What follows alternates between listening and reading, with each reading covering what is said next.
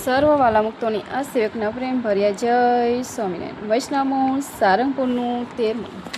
સ્વામિનારાયણ હરે. સંવત 1800 ભાદરવાવદી બીજને દિવસે સ્વામી શ્રી સહેજાનંદ મહારાજ શ્રી ગામ શ્રી સારંગપુર મધ્યે જીવા ખાચરના દરબારમાં ઉત્તરાદે 12 ઓરડાની ઓસરે બિરાજમાન હતા અને સર્વ શ્વેત વસ્ત્ર ધારણ કર્યા છે ને પોતાના મુખારવિંદની આગળ મુનિ તથા દેશ દેશના હરિભક્તની સભા ભરાઈને બેઠી છે.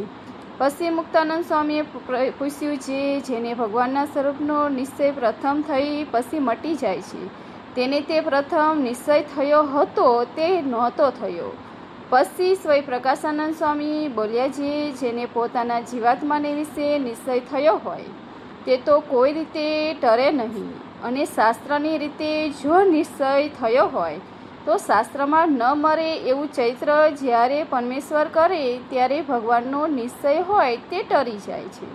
પછી શ્રીજી મહારાજ બોલ્યા, શાસ્ત્રની વિશે તો પરમેશ્વરનું સમર્થપણું, અસમર્થપણું, કરતાપણું, અકર્તાપણું એવી અનંત જાતની વાત છે. માટે એવું કયું શાસ્ત્ર બહાર ચરિત્ર પરમેશ્વર કર્યું હશે જેને કરીને એનો નિશ્ચય ટરી ગયો?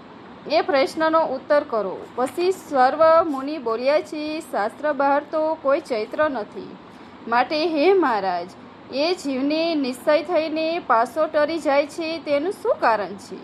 પછી શ્રીજી મહારાજ બોલ્યા, જેને ભગવાનનો નિશ્ચય થાય છે તેને શાસ્ત્ર કરીને જ થાય છે.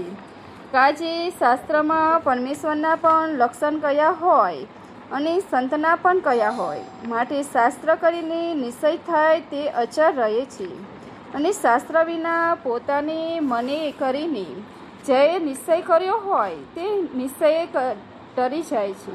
અને વળી ધર્મની પ્રવૃત્તિનું જે કારણ છે તે પણ શાસ્ત્ર જ છે. અને જેને શાસ્ત્ર કોઈ દિવસ સાંભળ્યા જ નથી એવા જે અજ્ઞાની જીવ તેને વિશે પણ મા, બોન, દીકરી ને સ્ત્રી તેને વ્યક્તિ રૂપે જે ધર્મની મર્યાદા તે આજ સુધી ચાલી આવે છે તેનું કારણ પણ શાસ્ત્ર જ છે. કેમ જે શાસ્ત્રમાંથી કોઈ પ્રથમ એવી વાત સાંભળીને છે પરંપરા કરીને સર્વલોકમાં પ્રવર્તી છે. માટે જેને ભગવાનનો નિશ્ચય થઈને ટરી જાય છે અને તે શાસ્ત્રના વચનની પીતિથી જ નથી, એ તો કેવળ મનમુખી છે ને નાસ્તિક છે. ને જો શાસ્ત્રની પતિતિ હોય તો કોઈ કાર્ય પરમેશ્વરની વિમુખ થાય જ નહીં. કાજે શાસ્ત્ર તો અનંત જાતના ભગવાનના ચરિત્ર છે. માટે પરમેશ્વર ગમે તેવા ચરિત્ર કરે પણ શાસ્ત્રથી બહાર હોય જ નહીં.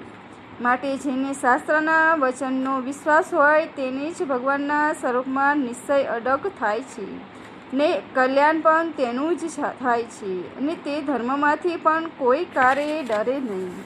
એથી વૈષ્ણવ સારંગપુરનું 13મું પૂરું થયું. સહેજાનંદ સ્વામી મહારાજની